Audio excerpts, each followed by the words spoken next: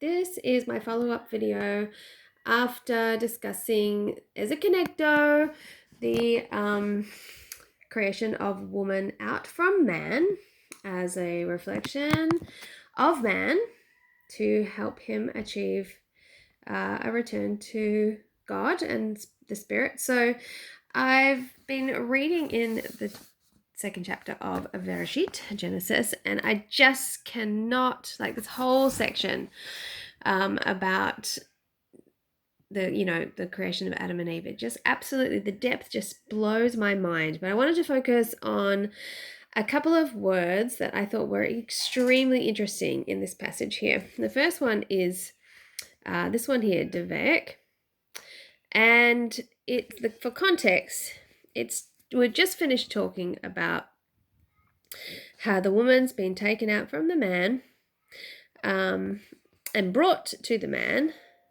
and Adam says, "This now is bone from my bones, mebashar, mebashari, and flesh from my flesh."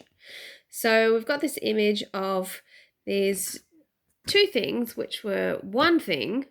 So there's one thing being separated into its two opposing aspects. And so Adam's saying, this is bone of my bones and flesh of my flesh. So we are literally of the same body, but we've been separated into two parts. So that's the imagery we've got going on. So immediately after he says this, and he says, and for this reason, Lazot, for this shall the woman, Kara, be, it shall be called woman, Aisha, Ki, because from man, Ma'aish. So called Aisha because it comes from man, Aish. So you can see the connection between those two words. Aisha from Aish, right? So that's the word for man. Because the woman has been taken out of man, right? Therefore, so we've got this idea of these two things that were really one being separated into Aish and Aisha, man and woman, side by side. The next thing, therefore, shall a man leave his father, we've got the Avi, and his mother, Imu, and that's Vav's and, the connecting Vav there, but here we've got devek, okay? And it's been translated here as and shall cling, and cling. In the translation we're more familiar with, in the King James, it says, and shall cleave, and shall cling to his wife. That's how it's been translated, okay? But if we look at it more specifically, davek, written it over here, which has been translated as cleave.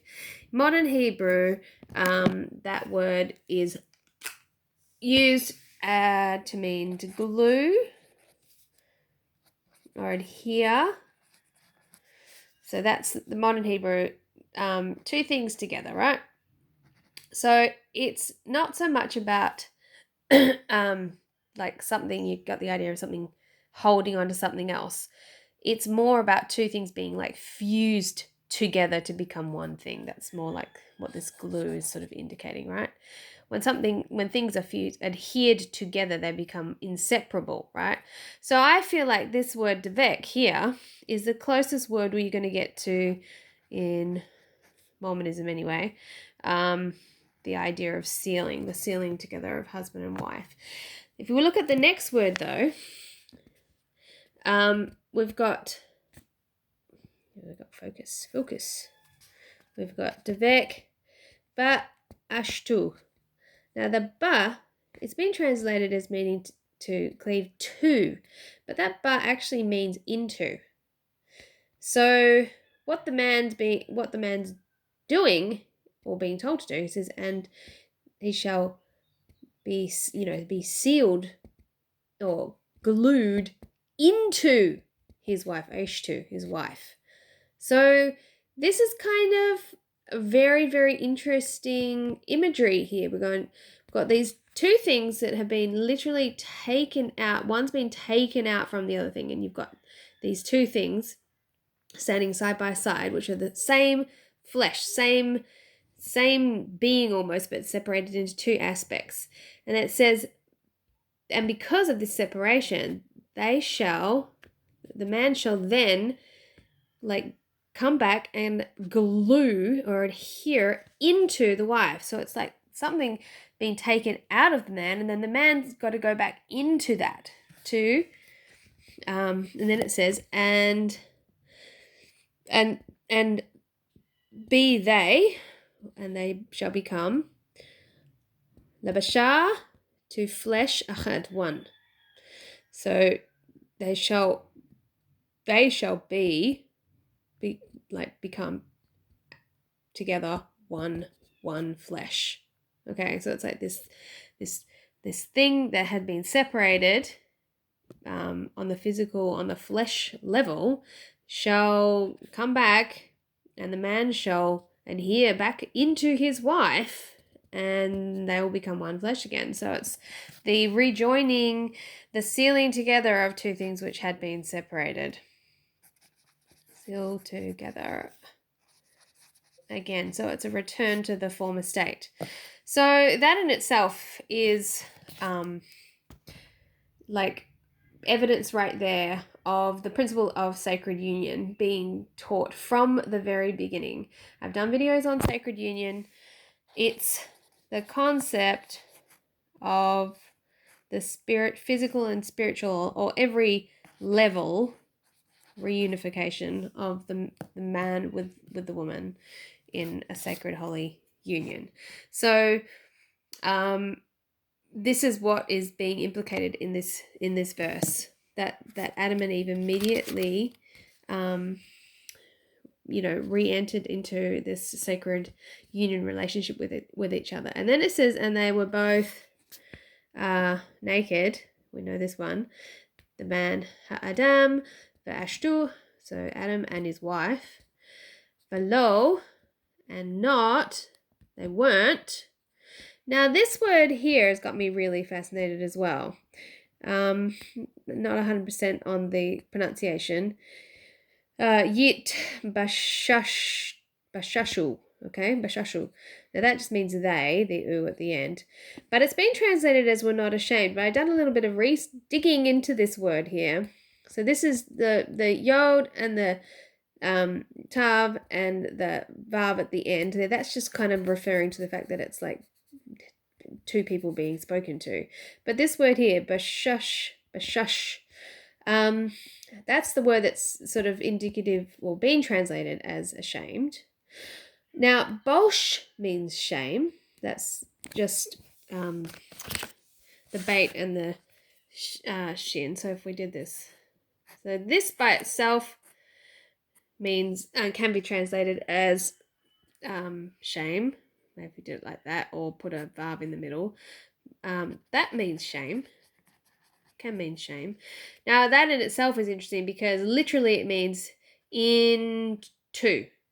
So, which is what happens, when you're ashamed of yourself, you're feeling shame, it's like you're divided against yourself, right? So you're split, you're not in alignment with yourself. You're looking down on an aspect of yourself. So that into, or divided into, is very descriptive pictorially of this idea of what shame really means. When you're divided against yourself, you're looking down on a part of yourself, feeling less, not feeling congruent in your relationship with God. You're not one with God. So this is what this idea of shame. But bashesh, which is what we're looking at here, it's a little bit more than that. And when I looked at what other, because it was really hard to find in like modern Hebrew, I couldn't find direct translation of bashesh, because there's definitely another shin there. It's not just one. It's not just bosh. And the incident that I found was in Exodus, if I can find it quickly, Exodus 32, here. When Moses was delayed, well, the people thought that Moses was delayed, as and Bashesh here has been translated as delayed. Now, apparently what it meant literally, I'll use my book for this, was, so shesh is the word for 6. And in 6, so what it meant was when Moses was delayed coming down from the mountain, he didn't return within the first 6 shesh, so in the first 6 hours of the day. So he didn't, by noon he hadn't showed up. So that's what I meant by delayed. But this goes even deeper, this idea of division of the number 6 being somehow related to something which is shameful or delayed. And if we look just at the English, or our number 6, I shouldn't say English, the numeric 6 that we use, it shows pictographically exactly what this number actually meant anciently as well. The number 6 was the number of man. It refers to the descent into the material realm. You could juxtapose it against the number 9 if you like, which is like the number 4, like the God aspect, the highest godly realm. So that's like the inverse, right? So it's the descent into matter. Like man was created on the 6th day. 6 days man should work. So it's all about like the physical realm, the realm of matter. 666, the number of the beast, which is the system of man separated from God in Revelations. Number of man, there's 6,000 years, 6 millennia before the return of the Messiah. So this number 6 is all about the material realm. So being delayed, this word also has connotations of something negative, like that something negative has happened. So in 6, anyway, so it's very interesting to me that if you think of it like that it's connected. This word Bashesh is connected to materiality and the physical realm. Sorry, when we go back to here, that when Adam and Eve engaged in sacred union, when they became one flesh again, they were not in Bashesh. So they were not delayed in the material. They straight away reunited themselves spiritually, physically, so that they were elevated again back into connection with the spirit, and they were not Bashesh. They were not delayed. They were not slow about reconnecting and recombining to connect with God through sacred union. So I just think there is just so much depth in all of this, giving us keys. Mormons will obviously find this word devek meaning to seal, to be sealed back together. That's what it really means.